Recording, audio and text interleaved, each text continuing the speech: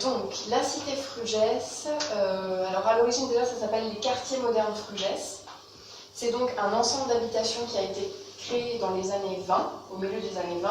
C'est construit entre 1924 et 1926.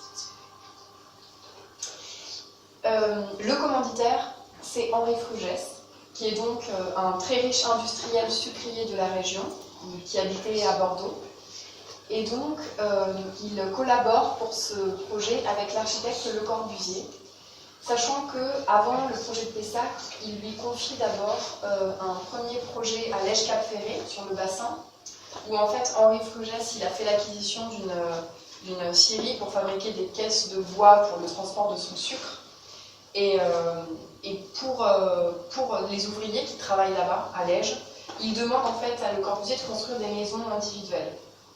Donc il y a 6 maisons qui vont être construites, et une maison collective, un fronton de pelote basque aussi. Voilà. C'est un tout petit projet, mais c'est le succès de ce premier projet qui fait que Henri Frugès a envie de poursuivre sa collaboration avec Le Corbusier, et qu'il décide surtout de voir les choses à beaucoup plus grande échelle, en achetant donc ce terrain à Pessac. Voilà, et donc le projet de Lège, c'est ces petites maisons, et donc là on passe à un projet beaucoup plus grand. On était sur 6 maisons, on passe là à 127 maisons. En tout cas, le projet initial, c'est 127 maisons.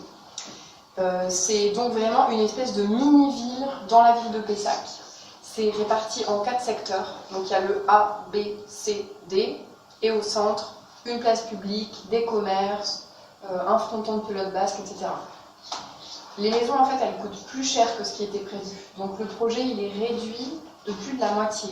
Et finalement, ce n'est que les secteurs C et D qui vont être construits. Ça veut dire que ça représente 51 maisons.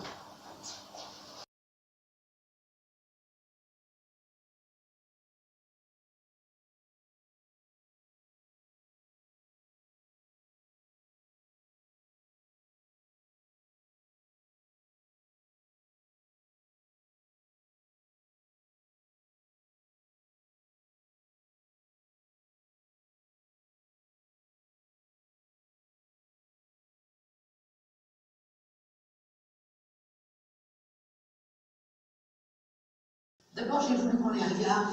C'est un univers où il y a très peu d'hommes. Elles souffrent de l'absence du regard. Et mon regard à moi, j'ai essayé qu'il soit le plus neutre possible, qu'il ne soit pas particulièrement un regard de femme, mais qu'il soit un regard de quelqu'un qui regarde une femme. Et je pense que ça leur a fait du bien. Et puis, vous savez, au fond, quand je prends mon appareil photo et que je commence une série ou que je commence un travail, c'est aussi mes peurs à moi que je vais exorciser quelque part. Et la prison, ça a toujours été une de mes grandes peurs.